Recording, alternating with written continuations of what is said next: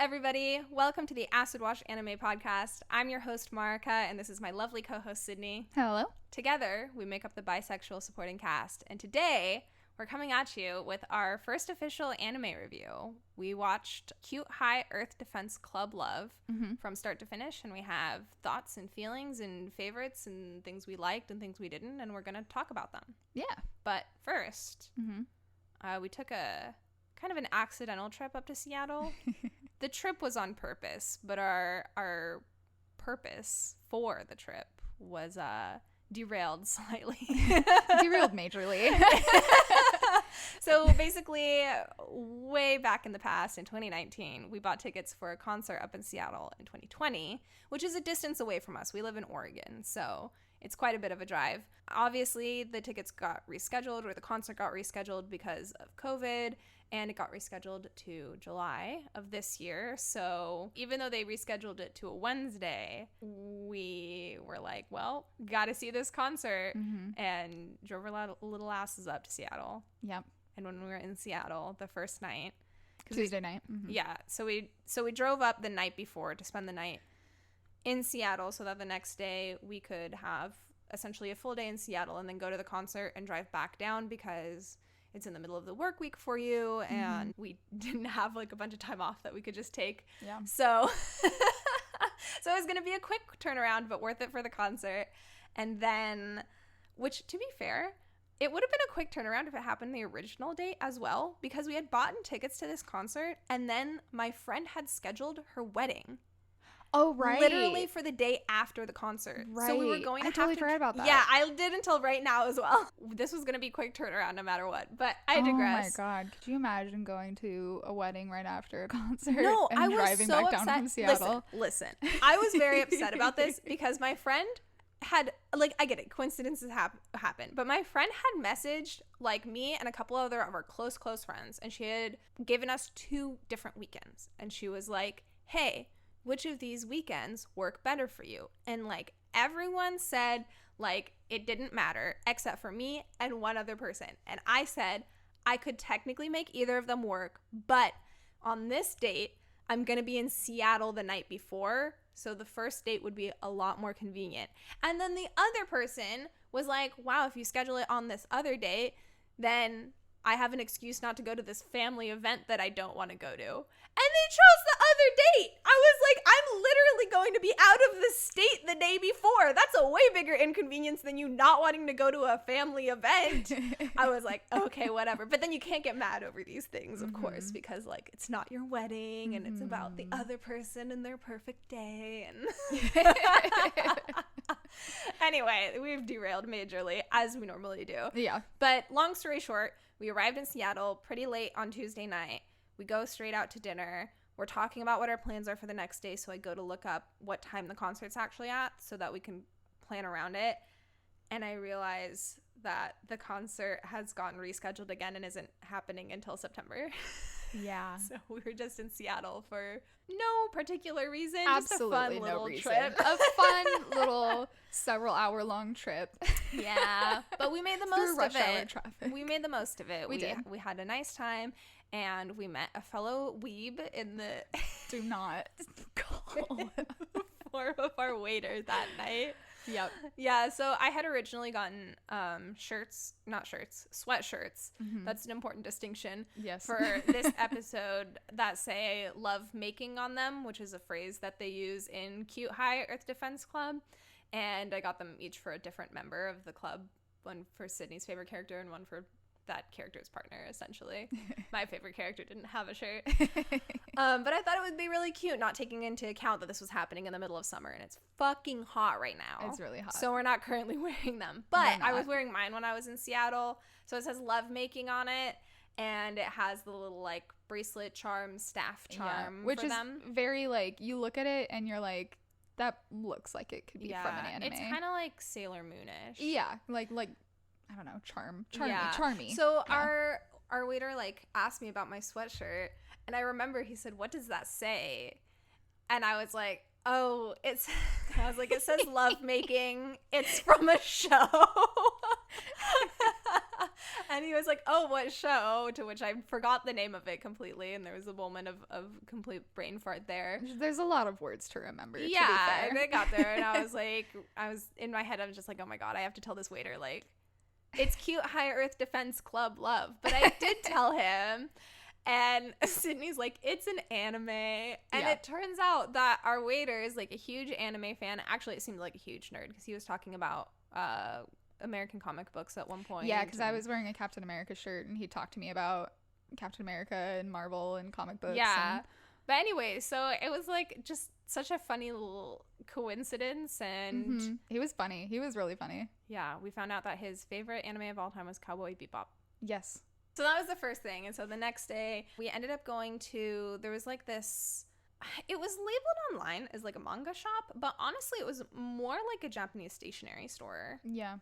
And it was in, so from what I could tell online, it was in what was Chinatown in Seattle, but it seems like there's kind of an area carved out that's more, I saw like a sign that someone had painted that says like Japantown, and there was like there was a Japanese like park type area that we walked through with some community gardens, which is really cute. Yeah, and there was like a Daiso and that type of fanfare, so it was kind of like we were in Chinatown, I believe, but we were in like a Japanese division of Chinatown. I think it was like, I think on the maps it was like Chinatown and International District, because like we walked by the Chinatown Arch on our way, like, because we parked by the park that we walked through, but so we walked like a few blocks to get to the store.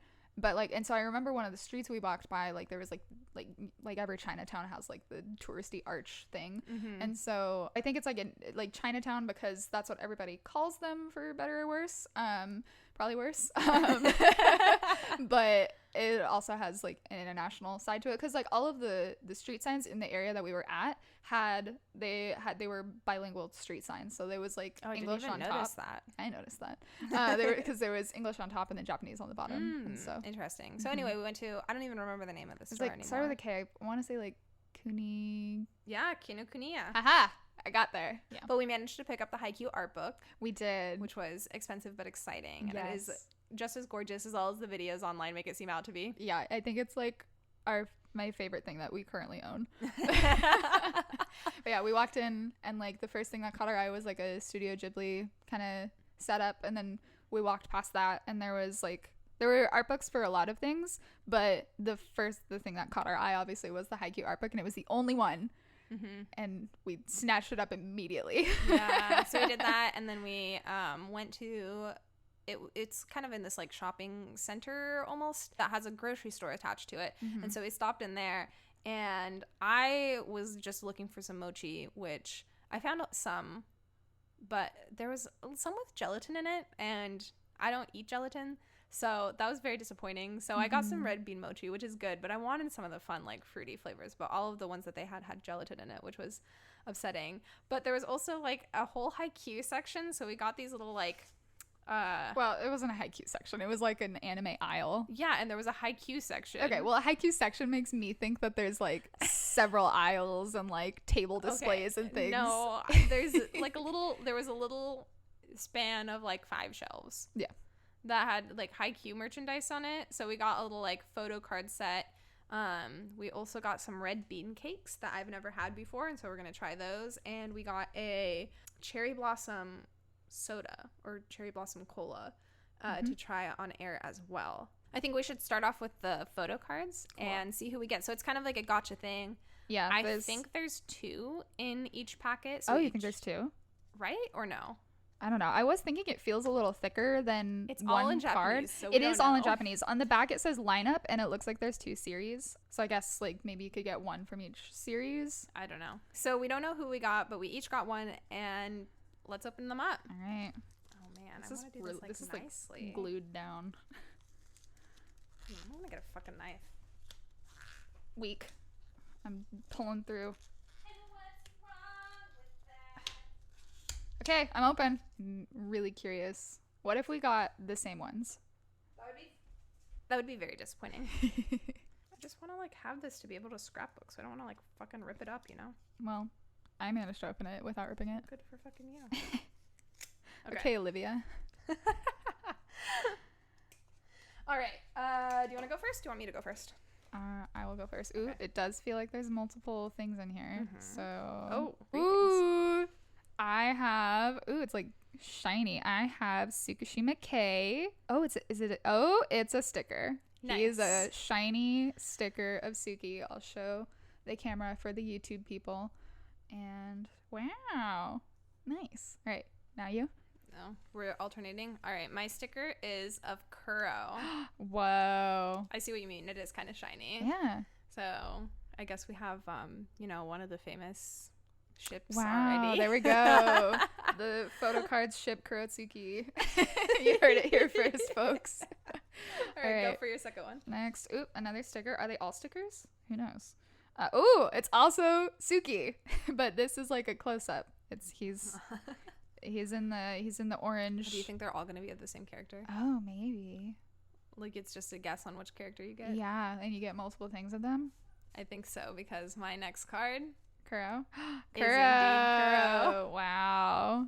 What a man. Handsome man. All right, here, let's see. Now this is a card. This feels like a card. Okay. And it's nothing. It's cardboard. No. Oh, so we bought 2 stickers. So I was right. There were 2 items in there. Cool. Okay. Cool. All right. Yeah. So the cardboard is what is the thickness that I was feeling earlier. Wow. I can't believe we didn't even know that we were buying stickers. Because it said photo card. And so like it feels like a card because of the cardboard. Right. And then the like front of it shows like it shows Hinata and there's like 2 images. And so I just thought it was going to be like a double-sided Oh, I thought that was photo 2. card. Like that's where I got the 2 from. I was like, there's gonna be 2. I thought there was double-sided. Wow, I can't believe we got Kurotsuki. Look at that. That's fun. All right, well, I'm happy with that. Okay. Do we want to do you want to do red bean cake next or the cola? Let's do the red bean cake because I'm scared I'm not gonna like it. Okay. And I don't want to end on a bad note. I haven't had this cake, but I have had red bean paste before, and I really like it. But you've never had that. And Sydney is a notoriously picky eater. Yes, and I don't like beans, so having something that's red beans. Taste like beans. Yeah, but like texture is a big thing for me. So how are you gonna we'll take see. a bite of her? The bites she takes to try stuff are like microscopic, but I don't know how you're gonna get the cake part. And this is like wafery. I thought it was gonna be more like a cake a cake thing. Give you that incentive, but this doesn't surprise me only because I looked at the ingredients and because I plant-based, vegan, whatever, and so a lot of like cakes I can't have because they'll have milk and eggs and stuff like that. So when there wasn't anything, it's pretty much like a bunch of starches and like rice, potato. There's some corn in there, I guess I was thinking like the only thing that's coming into my head to compare to what I expected is kind of like mochi, like but something soft. Like I wasn't like I was expecting something soft, not wafer. Yeah, but all right. So all right. Cheers. I'm very scared. Okay, if I don't like this, it's not anything against the Japanese people. It's just because of who I am as a person. I'm very scared that I'm not gonna like this. All right. Oh no. I don't know if it's my favorite thing in the world. It's not my favorite thing in the world. I don't hate the taste. I don't love the taste. Like, I don't think I would ever purchase these. It is sweet. It doesn't taste like beans. The wafer is weird though. It's not like it like dissolved in my mouth. Thought I would have to chew it. Mm-hmm.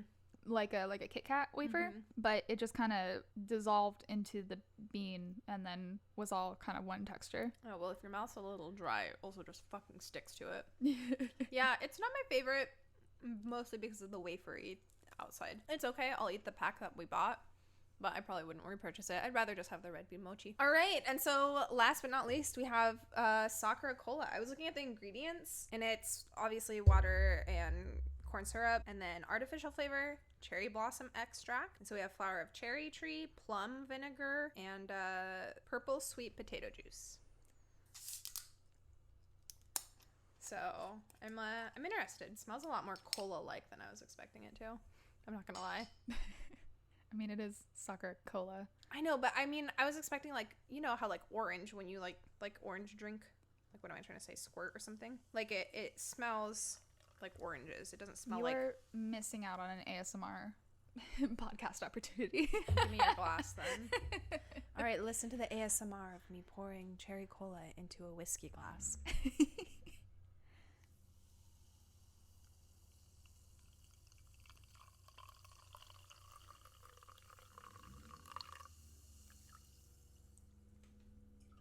I hope y'all enjoyed that.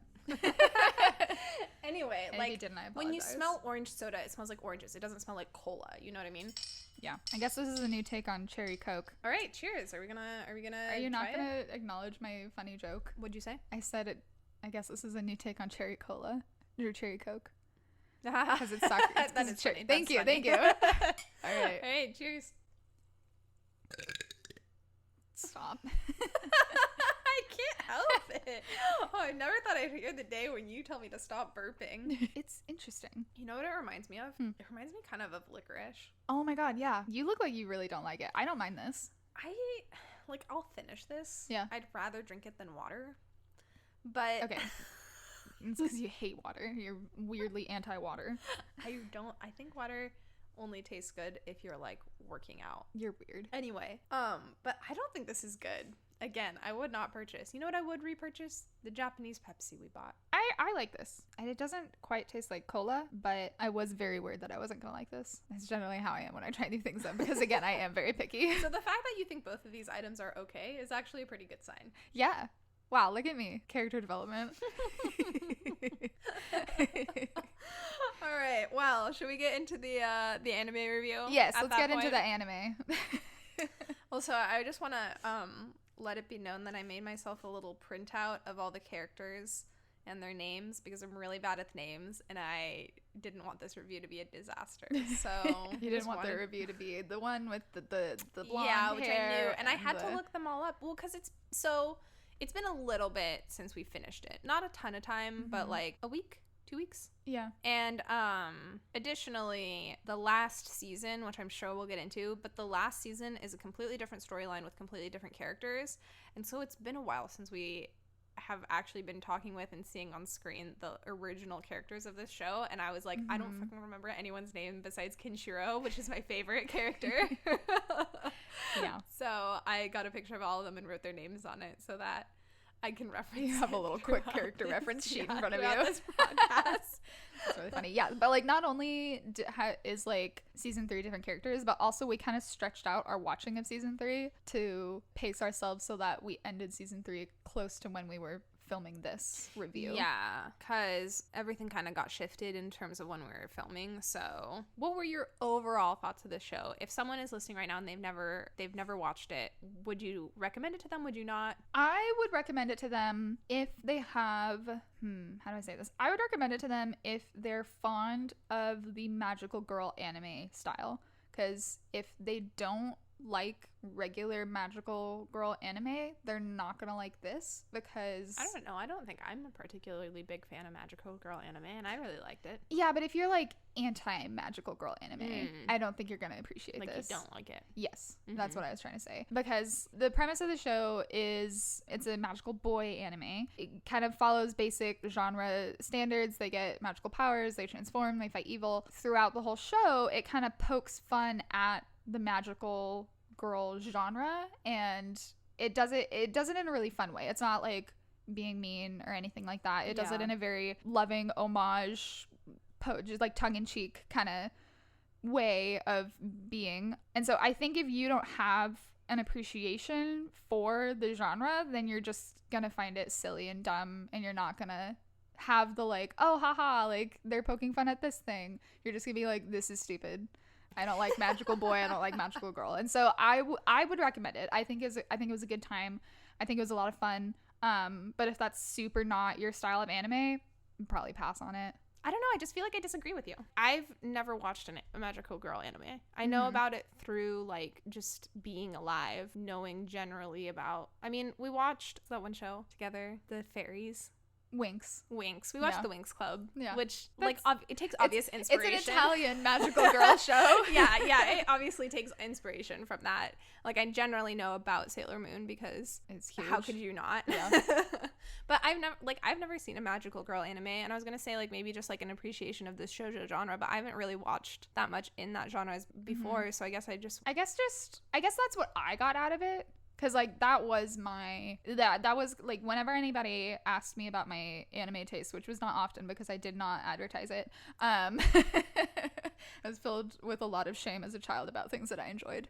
Anyway, we're not here to be my therapist. Whenever anybody asked me what my favorite anime genres was, I always said, like, magical girl, slice of life, because that's generally what I leaned toward. Like I said, Shigokara was my favorite. I said it was my favorite anime for a really long time, and that is magical girl. So that was kind of the area that I was most knowledgeable in anime. And so watching the show and seeing, like, the silly catchphrases and the drawn out attacks and the dumb villains and the transformation sequences, like, I got a lot of, like, nostalgia and enjoyment out of that feeling. And so I guess that's kind of where I come from on that. I guess you obviously don't need to have an appreciation for magical girl to watch it. I guess just, like, an open mind or something. Well, I think an awareness of the tropes would help make you understand it, because I, like, knew what they were riffing off of. Yeah. And so I could find humor in that. And then also I think you just need to know what genre of things you like. If you only like things in a serious action genre, like, you're not gonna like this. But if you like things that are more comedic and playful, even if they're not specifically magical girl or something else or whatever, then I think there's the potential to like this. And I like lighthearted media. So that's why I think I enjoyed it so much, is because I just like things that are ridiculous and funny and can play, like, a little tongue-in-cheek with themselves. Yeah. All right. Well, from this point forward, general spoiler warning. If you haven't watched the show and you want to, then click away now, go watch it, and come back. Right off the bat, I want to address an elephant in the room about this, which is I think we can both agree it had a pretty terrible last season. Yes. Season 3 is very skippable, and not just because it's bad, but because it's a completely different cast of characters. Yes. I rated this show really high on my top 10 animes, even before we finished it, because I just, like, really liked it and really vibed with it. I don't think we were even in the second season yet. Yeah, we weren't. We weren't. We were still in the first the one. seasons are short, so, like, we were only, like, that means we were less than 12 episodes, because the season 1 is, like, 12 episodes, I think. Right. And so that means we were less than 12 episodes into the show as a whole, and Marika already had it, like... I really liked it, and I didn't see it taking, like, a bad turn. What we didn't know. Yikes. But honestly, the last season doesn't really affect my ranking of it that much, because since it's a completely different plot point, it's like they're two different shows. You can just skip it. Exactly. Yeah. Like, if you had a really bad season that was linked with all the same characters and plot lines, it would be harder for me to just be like, that's just not a good season, because it would feel like cutting out a piece of the story. But Happy Kiss, which is the name of the last season, is literally just a completely different story. And so it's easy to not watch that and not feel like you're missing out on the adventures of these characters. Absolutely not. It's not terrible in a way that is unwatchable or bad. I mean, I'm calling it terrible, but it's not actually terrible. It's not bad. Like, we watched and it. We watched it. It had its moments. Yeah. But I think part of it is it just lost so much of what was tongue-in-cheek about the first 2 seasons that it became almost too, like, it came almost like it was trying to just be what it is, instead of, like, what am I trying to say? It felt like, so this is a weird way to say it. It felt like it was trying to be genuine.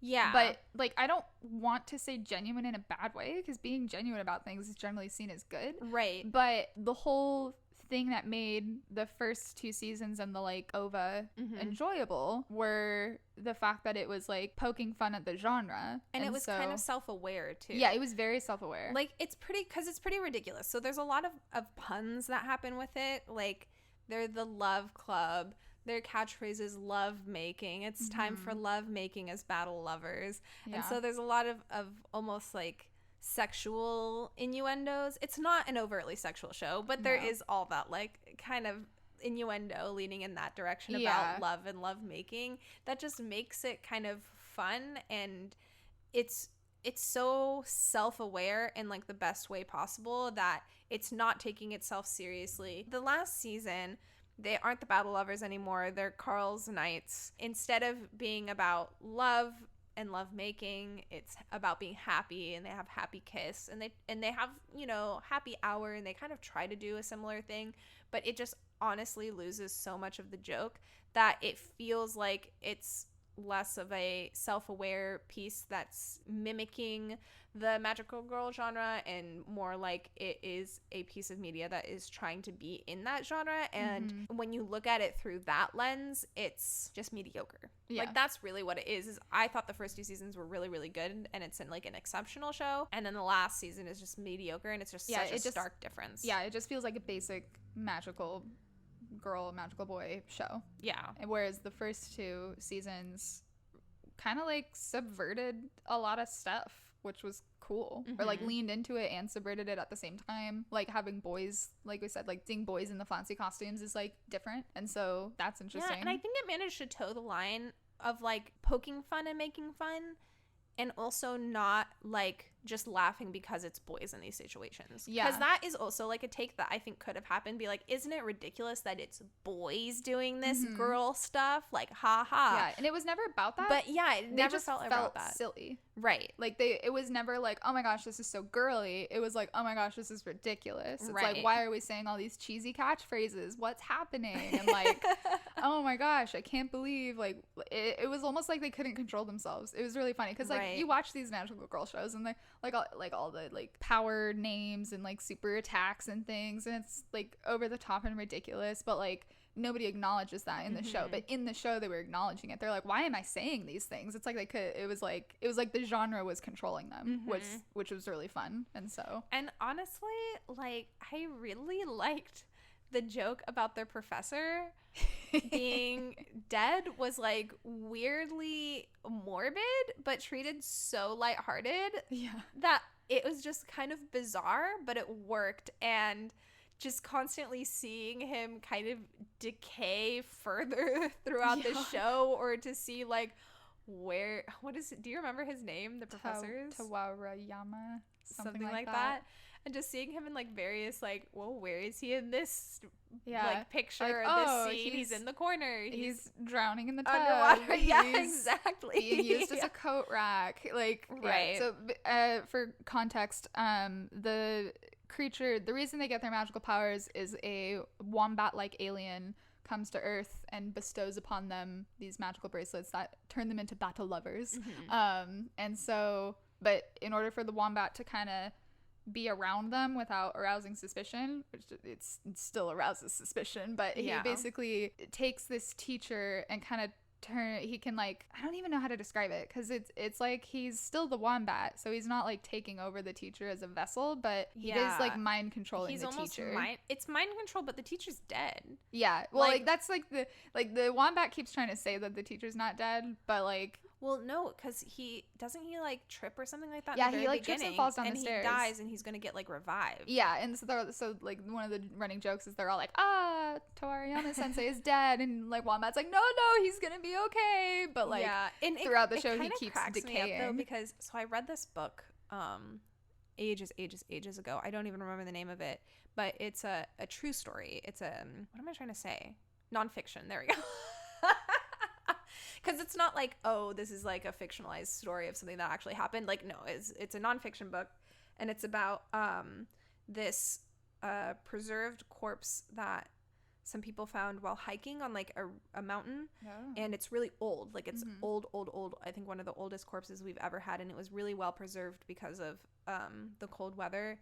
And the book was basically just about the history with it and the process of like extracting it and the care that was taken to preserve it further. And there was a part of the book where I think there was like something about different countries like having rights to it. I don't know, but at one point it was being stored in higher temperatures because someone thought that would be like a better way to preserve it, but it was actually starting to decay faster. And so I kept having this in like the back of my mind when we were watching it, because they would be like, oh, like we have this process to bring the teacher back to life, but his corpse just has to be like in good shape. And like they're having him in this hot bath. And I mean, like other things happen as well, but they're consistently in this bathhouse because one of the main characters, Yumoto, his older brother, owns it, or his family owns it, and they both work there. And so they're constantly in this bathhouse. It's kind of a staple of it. And the teacher's just always in there, like the dead teacher. And I'm just like, oh and, like, my God. Floating face down in the water most of the time, too. This would be so bad for it. They aren't preserving him at all. They really aren't. No. Yeah, there was like one episode where he was growing like moss. They like left him alone for too long. Gross. It was so gross. Yeah, he was like molding. But see, like there's almost no real point to have the teacher, because aside from like a little bit in the beginning, like it never comes into play. Like no one's ever like it serves no like real story purpose to need the teacher to essentially be on their side or be mind controlled. But it is like a fun reoccurring thing that obviously we both enjoyed kind of like seeing. I feel like it lent a little bit of stakes. Like obviously like no characters ever really questioned the wombat. The wom would just have the teacher hold him, and like he could make the teacher walk around and hold the wombat, and that was like kind of his excuse to be with the students, is like, oh, it's just the teacher has a pet wombat and he carries it around, but actually it's just the wombat being there controlling the teacher. Yeah, but and so it kind of, I feel like it lent just a slight bit of realism to the situation, I guess, but that I feel like season 3 like lacked a little bit. I think I agree with you. Okay. I don't think it adds any stakes. In the first couple episodes, they kind of made a case for what you were talking about, but that doesn't apply ever really past those. I feel like I would have been more annoyed with it if the teacher hadn't been there. Like if they're just hanging around school or like in the cafeteria or something and they just have a wombat with them. But see, they didn't really hang around that much and have like the teacher with them. I feel like this is coming across like I don't like the teacher, which is not what I wanted to say. I just think that they set up the premise that the wombat can control the teacher to like avoid detection at the beginning, but they never follow through on that. Yeah. That's never a plot point. It's never really used. It's never referenced. 90% of the time that we see the wombat is them in their club room when there's no one else around, in the bathhouse when there's no one else around, or when they're battling, which like he's off to the side anyway. All of their identities are protected. Like the teacher doesn't have anything to do with it. That's what I meant by like he's not necessary, is that is never actually a plot point. Yeah. But my point was like it's essentially unnecessary, but like it was still fun and added, I guess, to the world of the story. Whereas Carl transforming, which is what I was going to equate it to, it wasn't fun. It was just like cool. He can look human. Yeah. I agree with you. In season 3, like he has a human form. There's no point to it plot wise, and there's no point to it in like atmosphere and like fun. Yeah, exactly. So it's a tangible example of the overall shortcomings of the last season. Cheeky jokes aren't there because they don't have the puns to make with love. The fight, I guess, between the student council and the defense club, it's kind of the same premise but rushed. They know who each other is immediately, and they don't want to fight immediately, and there's not really a development there. It's like we've already jumped in at the point where everyone is the most fleshed out, if that makes sense, which is kind of boring. And also, I don't really know how you would solve this, but the premise of just them waving a wand and then so basically the monsters in this come about because someone is feeling some type of negative way, and the student council in both situations, in both the first couple seasons and the later ones, or rather the student council or the twins. Yeah, I was about to say. will manipulate them into becoming a monster, and then the heroes will battle them and win, and then have a shower or rain or whatever, and then they will wind up with the emotion that the defense club is fighting for. So in the first couple seasons it's love, and in the last season it's happiness. And in both situations they both feel like kind of superficial solutions to this problem. Like this person is experiencing like an actual issue, and then they don't actually resolve the issue. But they're like, just be happy about it. Exactly. Just love yourself. Exactly. But in the first couple seasons, like I feel like there's more forgiveness, because love is a universal opinion that you should be feeling, that people should have the right to feel all the time. Yeah. Even if they're upset, you should feel like love. But and it's not just like romantic love either. Like I feel like the show does a pretty good job of like, there's like an episode with brothers, and there's an episode with, I think there's like a parent thing, or even just like self-love too, and like love with friends and things too. So like all sorts of different kinds of love. It's not just focusing on like you need romantic love in your life. It's like all kinds of love. Yeah, exactly. And so I feel like it kind of works in that department, because you know, having love and being loved is something that everyone should feel, even if you're in kind of a negative headspace. But with the last season, since the focus was on happiness, there'll be like issues that people are actually have, and they're unhappy about something, and it's like, just be happy, make them happy. But it doesn't actually address the issues. And not that I think the show should have gone into it, because that would be not boring that kind and of extra. show. It's not that kind of show, but it just made like it harder to get behind the like it was harder to suspend the disbelief because it's like, yeah, but like that guy was getting bullied, like you can't just be happy about it. Yeah. Like how about yeah, it was kind of, it made me feel like when people are like, oh, you're depressed, have you like gone on a hike? It's that kind of like cool that doesn't actually address the like real problems at hand. Right. Like it's not just a change your mindset, it's deeper than that. And so like I just didn't appreciate that. Like I didn't, like you said, like I couldn't suspend my disbelief for it, and so it didn't make me feel like cutesy or like, oh, they made him happy. Like I'm like, oh, they like put sugar on the mountain of shit in his life, like like that doesn't change the fact that it's shit. It's really unfortunate is they tried to do things different, and I appreciate them for that. Like they still had the student council, but they did it different where like they knew who they were right away. The relationship kind of, I don't know, like they tried to do some things different, and they tried to do different like attitudes. Everything they tried to do different made it worse. It's like they made the changes, but they didn't really commit to it or find that same magic. Yeah, I totally agree, but I also don't know if it would have been better if they hadn't changed anything. Yeah. Like, I just feel like the story ended. I just think the show isn't that deep. You know what I mean? I just feel like it had a natural expiration date. Like, you can't drag it on for too much longer, or it'll either get repetitive or it'll get less good. And I think it just got less good, and I think it reached its time and it should have just ended. I think you're right. So that aside, I guess it's pretty clear that we both don't really like the last season. Yeah. I actually was because they are basically two different shows, the third season is basically a different show. I was curious to see if you were going to rank them separately on your rankings. No, I'm not going to rank them separately. I just think that I just wouldn't take the last season into account at all. Fair. So who's your favorite character? So my favorite character is one of the main five. He is Ryu, and he's the pink one. Yeah. And I just think he's adorable. You know what this show made me realize? What? Is that I have updated your favorite character type. Okay, because I was going to say he's not the stoic with a heart of gold, because that would have been N probably. I think he's the closest. I think you have, like, it's a one or the other type thing. Okay. So I think you're most likely to have a favorite that is stoic with a heart of gold. And if it's not the stoic with a heart of gold, it's the himbo isn't quite the right term, because I don't know if I would classify Ryu as like a himbo, but it's that kind of he's not beefy enough to be a himbo, but he is dumb. But I can't think of another. Yeah, kind of dumb, but still like. Is it a himbim? Is that the? I don't know, but I just feel like, because Kirishima is the other one that's being woven into this as well. Yeah. Right? I feel like Kirishima and Ryu are similar in a way that I like can't quite put my finger on. And Noya. Yeah, no, yeah. It's like it's not quite himbo. It's that's the closest term I can get to it, but it's not quite. It's like maybe slightly, and dumb isn't even the word I want to use, because I don't think any of those characters are like dumb. But it's like kind of, they're ditzy in a way. Yeah, there's a slight amount of ditziness to it. It's like good-hearted and like friendly, spunky. And like, yeah, I don't know. I need to think better on the term for it, but I've got it. If you aren't going stoic with a heart of gold, you're going in this almost but not quite himbo direction. Okay. And that explains the Ryu attraction.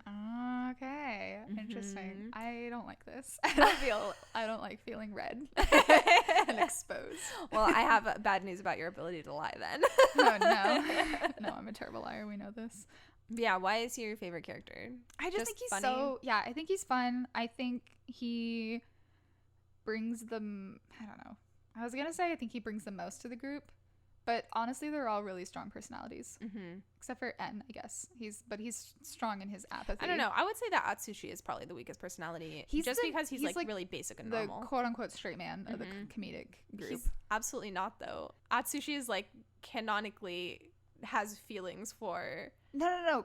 That's why I said quote unquote the straight man. Like in a comedic group, you have the straight man, and he's like the serious one that you play the jokes off of. Oh. Or like the one that's not crazy. Straight, like orientation. No, that's straight, why I like said quote unquote. Yeah, he plays it straight. I don't know. Listen, I hear straight. Wow, you were coming hard for defending Atsushi's gayness. Sorry, no, they're all gay. Oh, goodness. Sorry. No, I would never dare to say Atsushi is straight. He isn't. Yeah. Okay. He's not. My Anyway. bad. My bad. Yeah. Chill out a little bit.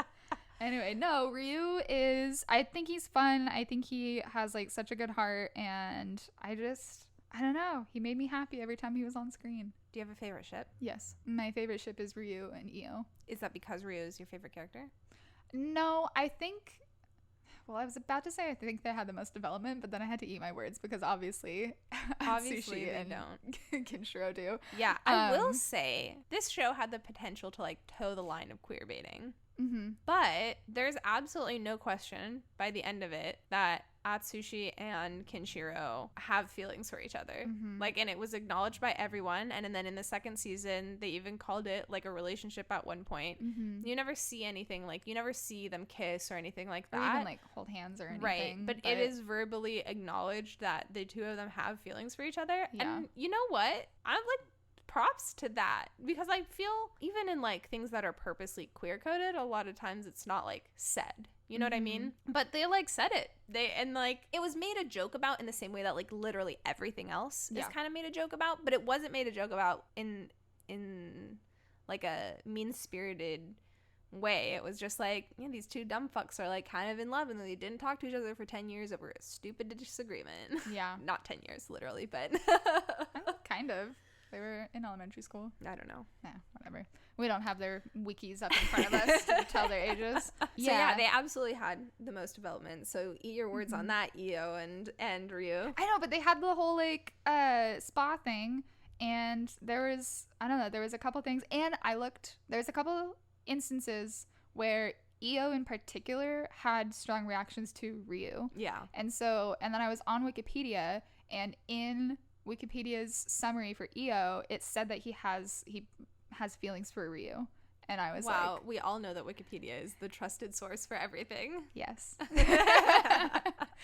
So I just thought they were cute. I like the opposites attract, with Io being all about money and Ryu being like attempting to be a womanizer. He was constantly like, oh my gosh, like, I have so many dates with girls. We never see anything about that. I think that he's just making it up. Do you think you tend to go more friends to lovers or enemies to lovers? In general, not in the show. Friends to lovers. And that would line up. Mm-hmm. Just thinking back to all my things that I have. Although enemies to lovers is very spicy, and I do love it. I don't want to knock on enemies to lovers. And Atsushi are kind of friends to enemies to lovers, which is also A+. Like, amazing. And so who's your favorite character? Obviously Kinshiro. Yes, if you're on YouTube, you can see the Kinshiro art print that we have on our laptop in honor of this episode. You know, I don't really know why I found Kinshiro to be my favorite. One part of it is the Goshiki haircut. No. This has nothing to do with Goshiki, except for the fact that he is, like Goshiki, the most attractive character of this show.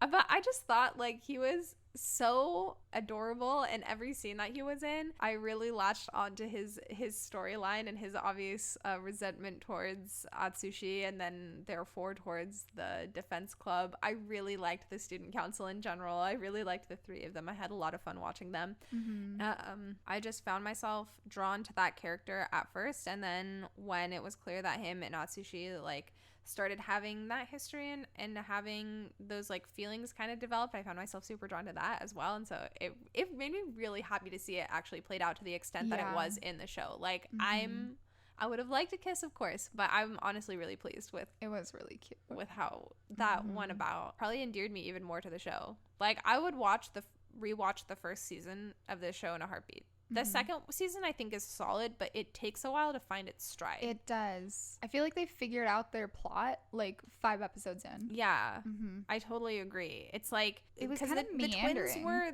the antagonists at first, but they almost didn't have like a clear like goal, or there were some things that they were doing that I thought were going to become plot points, like taking over the student body, but they never really panned out. Yeah. And then once they started incorporating Gora in more with it, then that's when I think you as well, both actually started getting into it and started, I guess probably not relating in the sense that we see ourselves in the characters, but just relating in terms of being able to have like an emotional connection with them. We started relating to them more and therefore enjoying the storyline more. But because like they just really didn't have a clear purpose in the beginning, like and we talked about that because like the student council, they in the first season their goal was to take over the world, and they had their magical alien creature was a hedgehog, and so they had their hedgehog friend and Zundar. He was like, we will purify this world and take over and etc., like just control the populace, you know, classic villain motivations. And then the twins arrive. They're like super famous idols. They're galaxy idols, so they're famous across the galaxy. And so they kind of accrue almost all of like the student populace at this school into like being like their minions, and then that doesn't go anywhere. Yeah, it's they're super like unsatisfying. Yeah, they're like kind of turning certain students, like per episode, like they turn students into monsters as the usual format goes, but there's no point to it. We don't know what their goal is, and they're just kind of angry at the defense club for why. Nobody knows. And then later, we find out that they're actually jealous of Yumoto, who's kind of like the lead battle lover.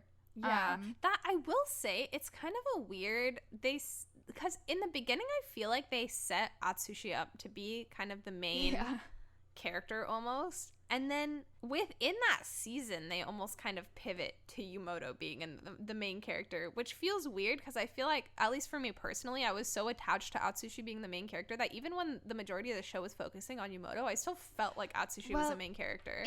I think Atsushi is the main character because like the main emotional like plot of the story surrounds him and also Kinshiro, but Yumoto is the hero. So I think it's an interesting thing where Atsushi is the main character. Need my card. No. Atsushi is the main character, but he's not the hero of the story. Yumoto is the hero of the story. And so Atsushi is like the first character I'm pretty sure that we're introduced to. Like him and En are like going to the club room, and then we meet the rest of the characters. Yeah, it's Yumoto who's talking down all the monsters. It's Yumoto who's constantly inspiring the group. It's him who's leads the main final attack and all of that. And so that's a good way of putting it. Atsushi is the main character, but Yumoto is the hero. Thank you. I thought of that on the spot just now. But basically, so he has an older brother, as we've talked about, and they run the bathhouse that they spend all their time at. We learn at the end of season 1, so Yumoto's older brother Gora previously was a battle lover, and the whole reason for the battle lovers was aliens trying to entertain themselves. And so it was like this TV show, like who can like destroy Earth. And so that was such a fucking plot twist. It was an absolute like incredible plot that twist. Came out of nowhere, and I feel like normally that's the type of like almost Deus ex machina.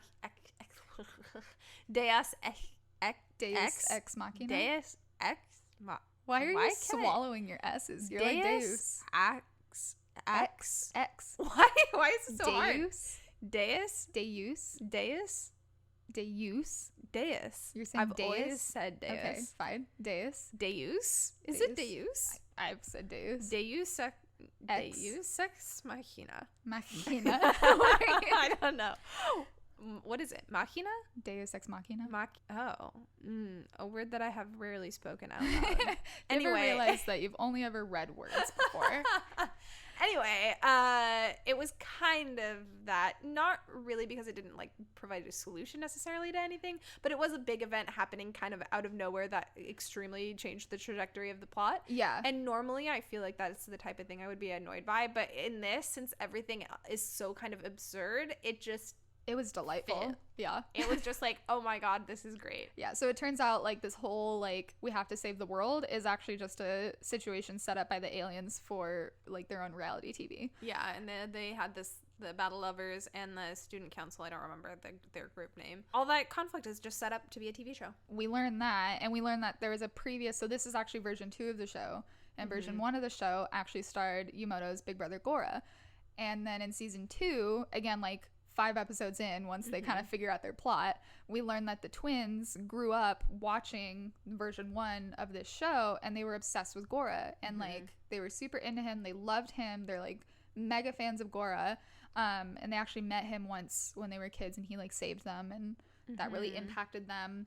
And so basically we learn that their goal is to like, I don't know, get Gora to love them and kind of like kidnap him away from his actual little brother. And so they hate Yumoto, and so they want to destroy the defense club and therefore Yumoto, and in order to like get Gora.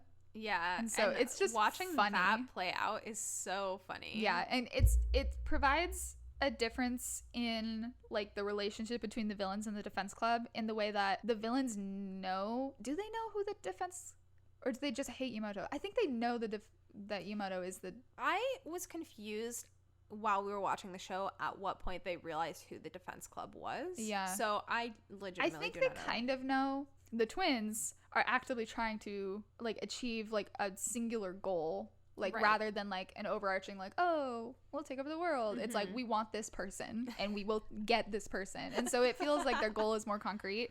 And it was also just funny. It was funny, like seeing them get so flustered around Gora, and like try to get his attention, and like the whole Christmas episode where they're like obsessed with trying to get his like essentially white elephant gift, I guess, like kind of thing. Oh my gosh, it's so cute. Like I was like super annoyed with the season until they like found their stride with the Gora plotline, and then I was absolutely all in. I was like, this is so cute. And you know what?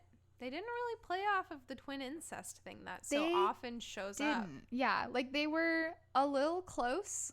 Like they'd when they started their song. Yeah, they'd be like cuddling on the couch together and stuff, but they never went in the like twins. Yeah. Twin brothers, forbidden love. Yeah. So, you know, if you want a show that heavily focuses on some twin characters but doesn't get into the incest territory, hey, maybe season 2 of the high school cute high Earth Defense Club love.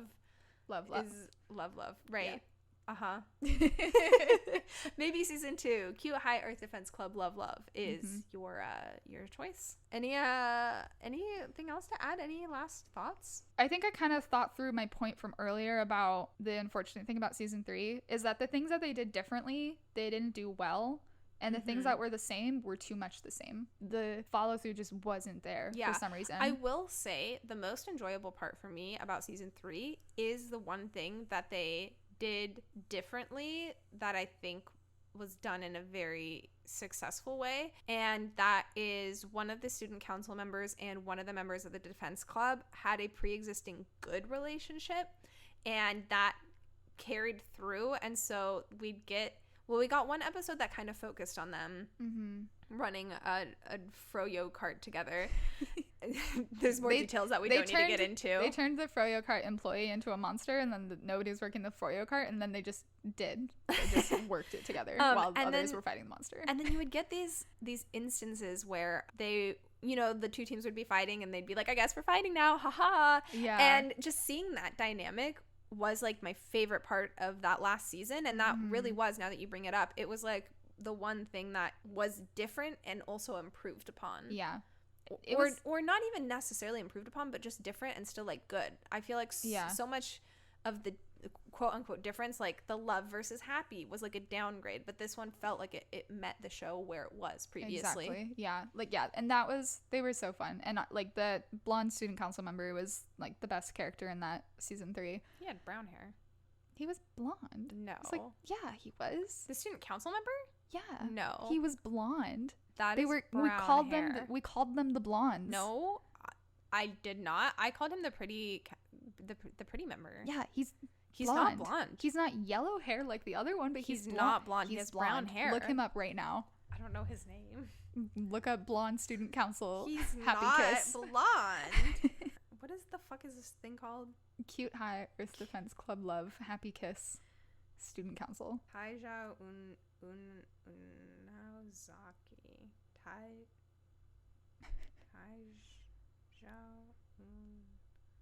The fuck?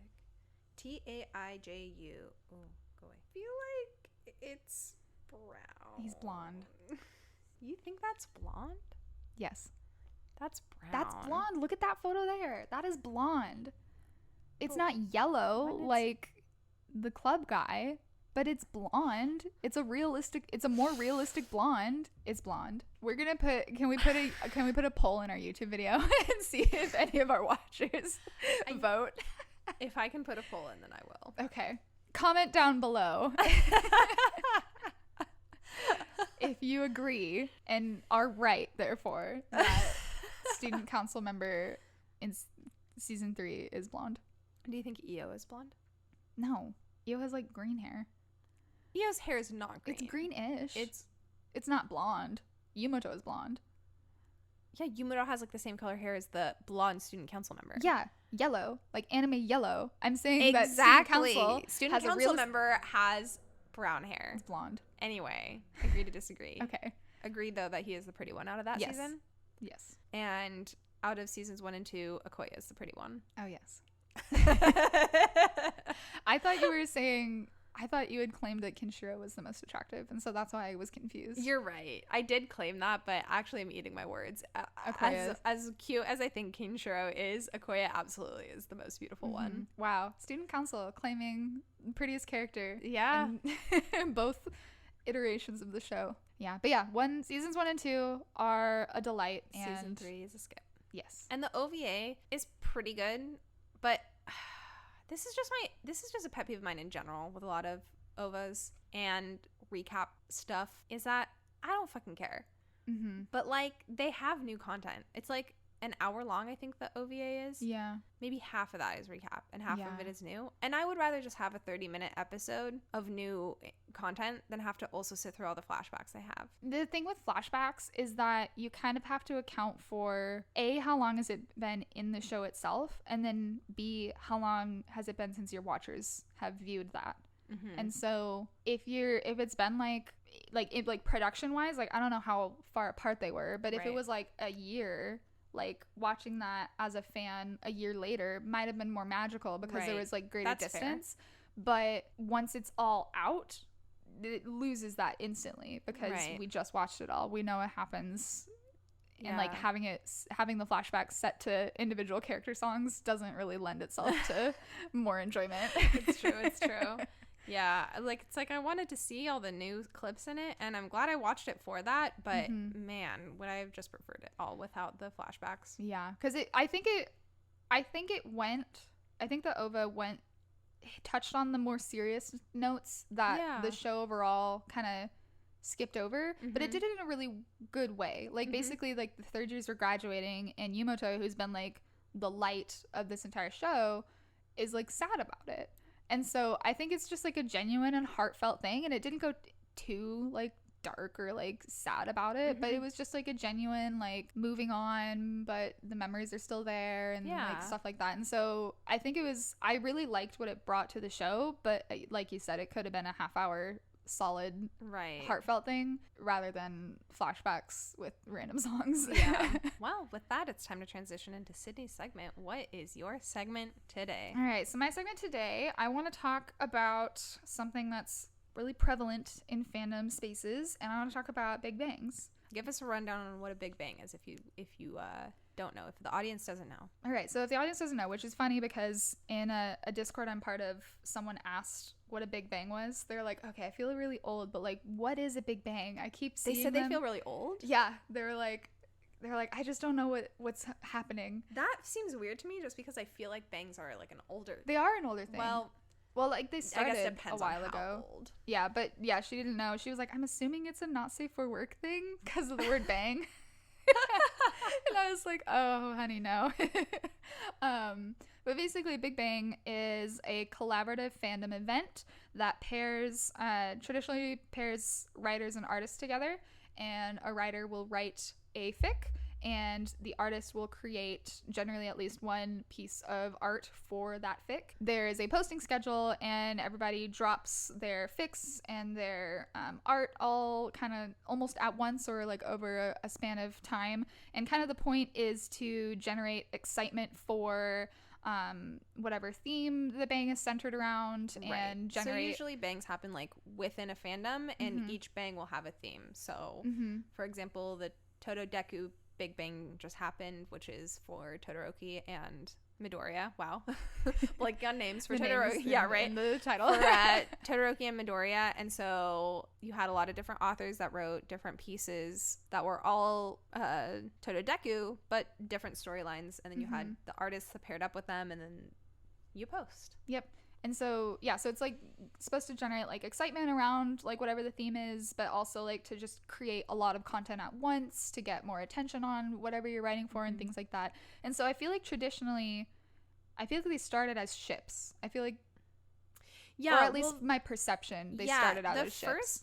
So the Big Bang terminology, I don't remember. I used to know this. It wasn't a reference to how large the event was. Like it is either like a ship name, or if it's a reference to a fandom or something. Like the Big Bang name itself was a reference to like something within a fandom. Oh. Yeah. And then that name just got co-opted to be this type of event. Okay. Like Gate and Watergate gets attached to like other scandals. Wait, this is really interesting to me, so I want to pull it up. So the first Bang was a Harry Draco. It was created to refer to the sparks that would fly between Draco and Harry. Like it was like a big bang. But people assumed it meant like the event itself was an explosion of fix. Like it's Big Bang, everything is happening. So it got co-opted essentially to be used. Fascinating. So I studied linguistics in college, and I love etymology and like word history. History is not something that I tend to enjoy, but when it comes to language history, I love it. And so when things like that happen and like words get transferred from like their original meaning to like be extrapolated to other things, like I think that's so cool. That's really interesting. Yeah, I knew that it didn't refer to just a boom. Like, right, boom, the event. I knew there was something else that kind of got changed. But yeah, so anyway, it was Draco Harry to refer to their relationship being Harry like Potter. a big bang. But anyway, so your Discord friend was asking about this. Yeah, and so I feel like most of the time, or at least originally, they were centered around ships. Like, I guess clearly the first one was centered around a ship. But lately I've been seeing a lot more like other kinds of big bangs. So I've seen, and obviously like most of this is centered, my experience with this is centered around Haikyuu, because I follow the Haikyuu Bulletin on Twitter, and so I see all of the events and stuff that happen all the time. There's so many.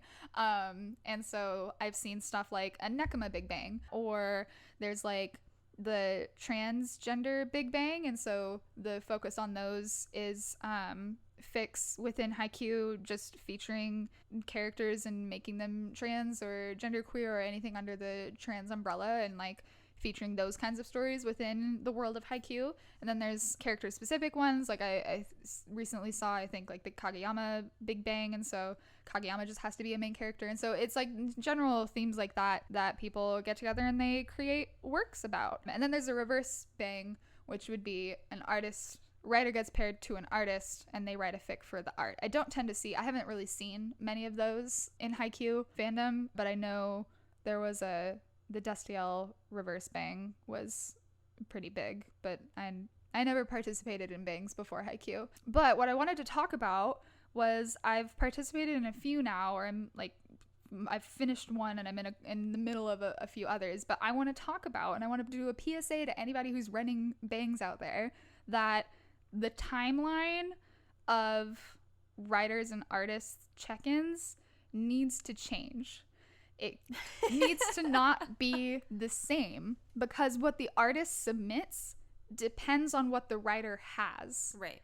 And so, in theory, if the writer is on top of their shit, they should have something well before the first check-in. That way, they can give stuff to their artist so that their artist can draw inspiration to draw, and then they can both turn their stuff in at the first check-in. However, life happens. Not everybody's always on top of their shit.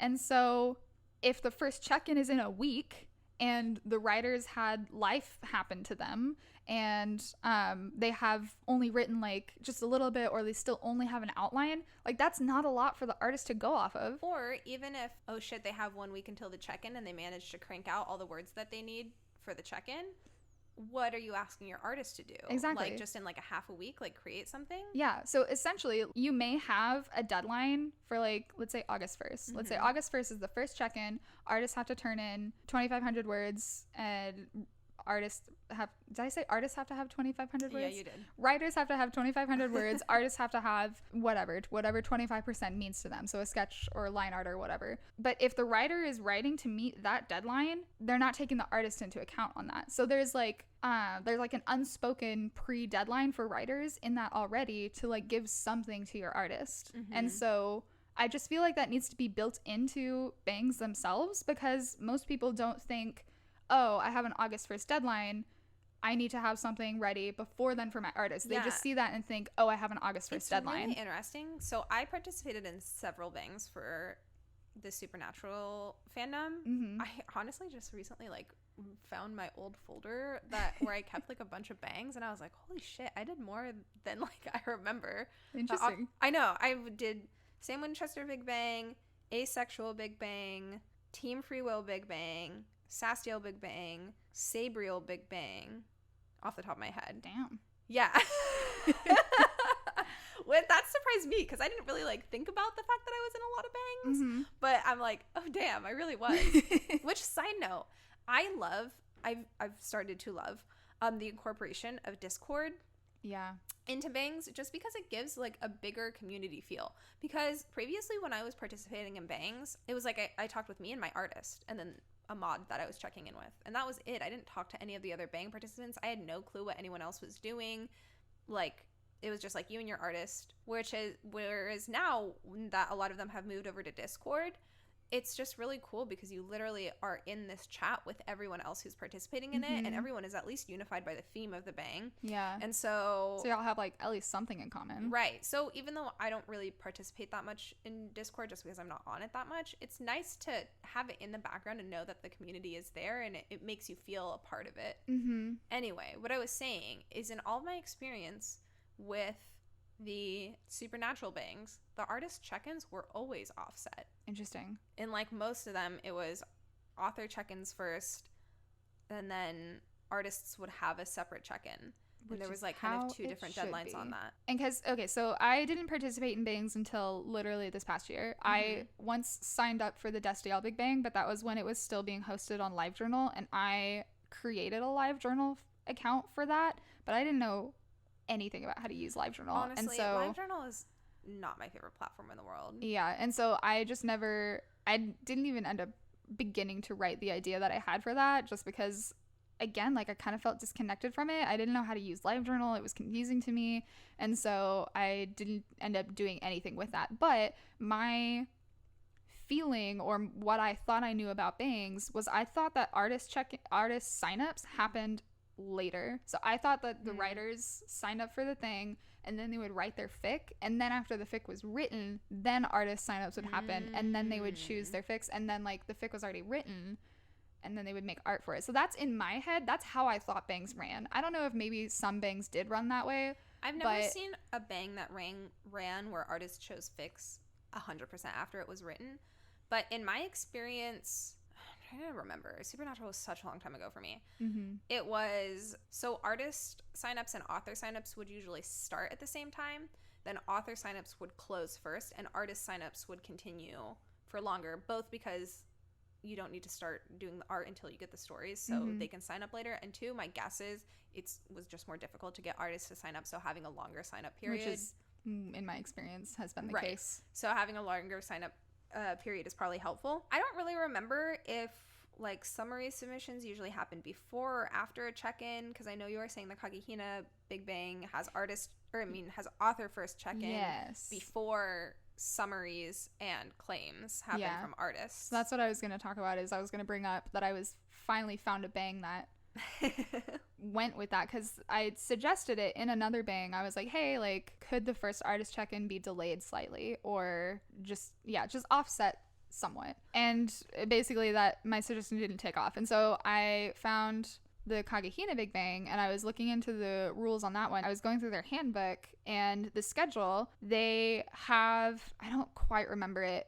exactly, but basically writer signups close, and then I think they have like a week until where like the writers are just supposed to be creating if they haven't already, and then at the end of that week is the first check-in, but it's just the writer's check-in, and it is simultaneously the summary submission. So they're supposed to submit like the minimum like word count for that check-in, and then as part of that check-in they also submit a 1K snippet to be part of their summary submission. And so they also do the summary and like any like relevant AO3 tags and like warnings and things like that.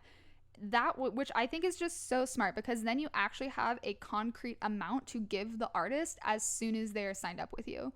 And so it like gets the writer actually writing before they get an artist paired with them. That way the writer can kind of have like a self-realization moment of like, am I actually going to be able to do this? Is this fic actually like working for me? Because like I feel like sometimes people in the chat, they're like, oh, I don't know which idea to pick, I have so many ideas, and then they like land on an idea, but like all they've written of the idea is the summary, and then when they actually sit down to write it, it becomes an issue because they don't actually like it or they haven't thought it through enough. And there was something for the Totodeku Big Bang which I wrote for this last time. I'm not going to get into specifics because I don't want to identify myself, but there was something that I gave a warning for, but I said, I'm attaching this as a warning because technically this aspect happens, but this is not going to happen. And then very early on when I was writing it, I was like, oh, I kind of want that second thing to happen.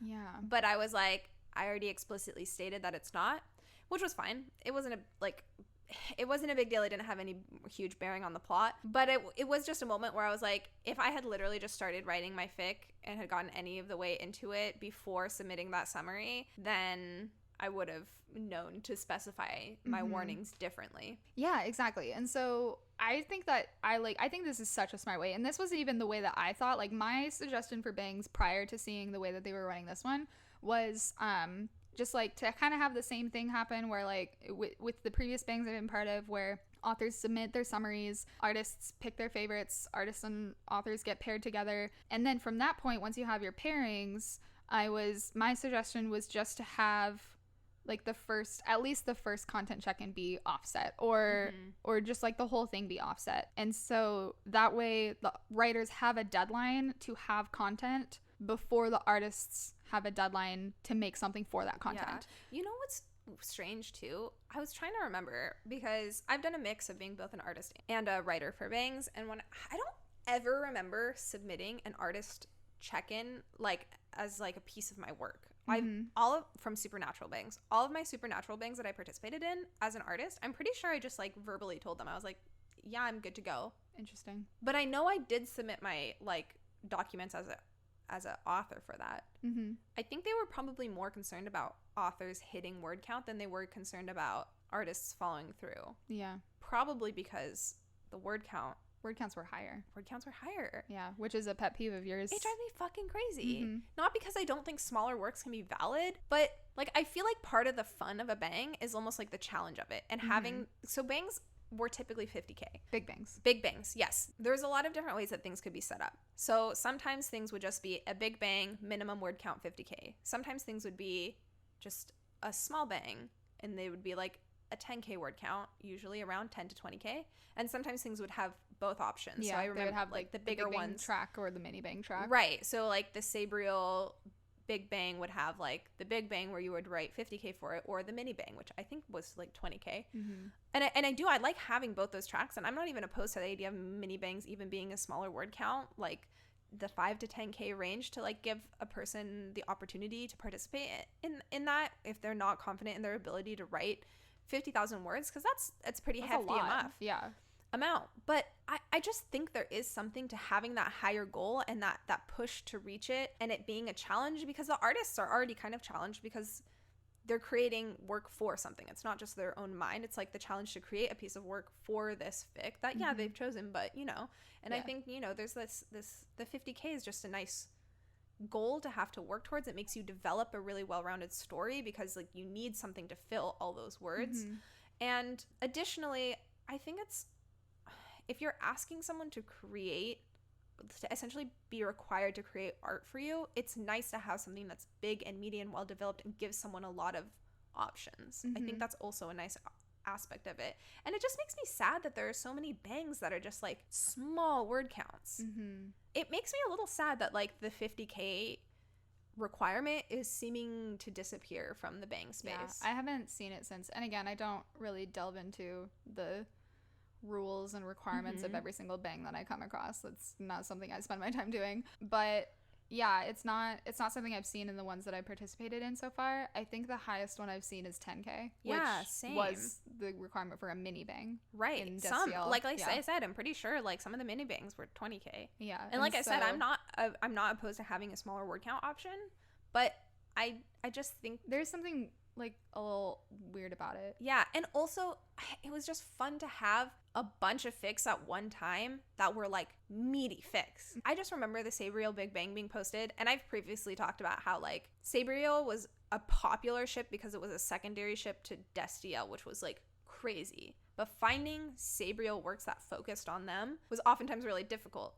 And so I just remember the Sabriel Big Bang posting was just exciting because it was a lot of fics and they were all like long, and so you could just spend time reading it, and I feel like we don't really have that same experience because so often the fics are just shorter, and there's just only so much development you can do in a 5K piece or a 10K piece. Yeah, and I don't know, not to toot my own horn, but I find 5K really easy to write. Like I just think it doesn't take a whole, like you said, it doesn't take a whole lot of development to write something that's 5K. And so I just find I don't have a problem, like you said, with the smaller word counts. Like I think that makes it less stressful for people, which like fandom should be fun. I just tend to find 10K is generally the median for a solidly satisfying story. And not to say that I don't enjoy fics that are under 10K. I have tons of fics under 10K that I adore. Right. But when it comes to a bang and you're trying to generate excitement for this thing and you're paired with an artist and they're going to create art for your thing, like I just want that to be bigger. Yeah, I feel like things that are under roughly 10K or maybe even roughly 5K are like more like moments. Yeah.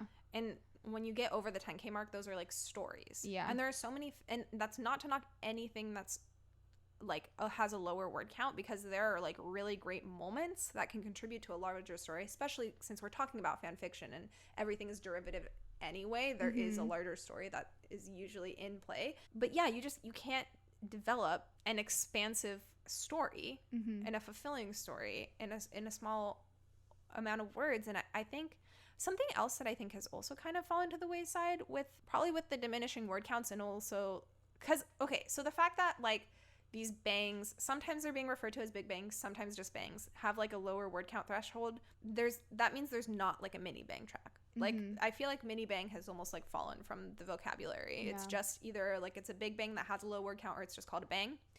And something about the two tracks was there was a difference in artist requirements as well. Usually for the big bang route, artists were required to create one big art piece and a second art piece that was, sometimes bangs either had a smaller size requirement, or the second piece was supposed to be like a header or like a page divider if your work had like sections in it, something like that. So like one big main art piece and also a second thing that was complementary to it. And then the mini bang track usually just had like the one art piece requirement.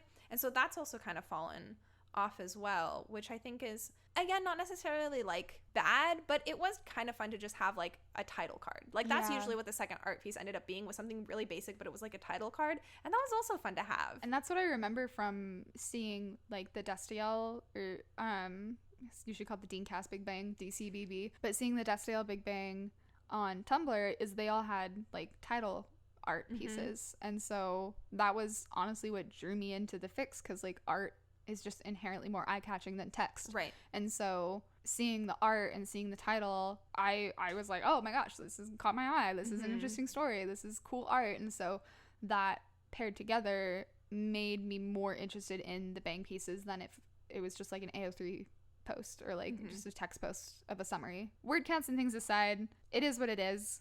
But I am a very firm believer that we all as a fandom community need to adjust our timelines for writer and artist check-ins on bangs. I really think that it's like what the Kakahina Big Bang is doing this year, I think is absolutely such a good idea. Yeah. And I hope to see it implemented in the future. So in other things. Yeah. I'm totally in agreement with you. Yeah, I want to see the bangs get back up to word count. Yeah, I just feel like if you're gonna call it a big bang, which like again, it's kind of gotten like extrapolate it again to just collaborative writer artist event rather than like big. It's almost like the big is referring to the fact that there's so many, because like people, which to be fair, I don't exactly know some of the scales of the bangs that I previously took part in, because like I said, we didn't have Discord, you didn't see everyone that's participating, so it felt very like it's you and the artist, like whatever. I don't know if there's 10 people come in this or like 60, but I'm almost feel like the Big Bang is referring to like the amount of people participating in it and that feeling versus like the fix themselves, which again wasn't even the original point of what Big Bang was. So who the fuck cares? I just think the larger word counts like lends itself to more fulfillment. Like for me personally, and I just, when you already have a system that has 2 tracks, like you have a large word count and a small word count, I don't really see the point in combining them. I think it's nice to have like that separate thing and really push people to that higher goal. And a lot of times in these bangs, if you realize that if you went for the Big Bang and you realized you weren't going to hit that, they would let you, it's not just that you were kicked out, you could drop to the mini bang level. Any final thoughts about bangs that you want to put out there? No, or I feel like adjust your writer and artist check-ins, please don't stress your artist out, because what happens is the artist then has to bug the writer for content, and that's not fun for either of them. That's it. That's my conclusion. Thank you for coming to my TED Talk. All right. And with that, I guess that'll be the end of the podcast. All right. Follow us on all the socials, at Acid Wash Pod on Twitter, at Acid Wash Pod on TikTok. We don't have anything posted right now, but hopefully by the time you're listening to this, something will be up. And I feel like we need to have a counter that counts how many times you say that. Listen to us wherever you find your podcasts, preferably Spotify, if you can manage that. Yeah, Spotify, sponsor us. We love you. We love you so much. Thank you for getting all of our shit correct and up on time and keeping it up. And as always, fuck Google Podcasts. Oh my God. Bye-bye. Bye-bye.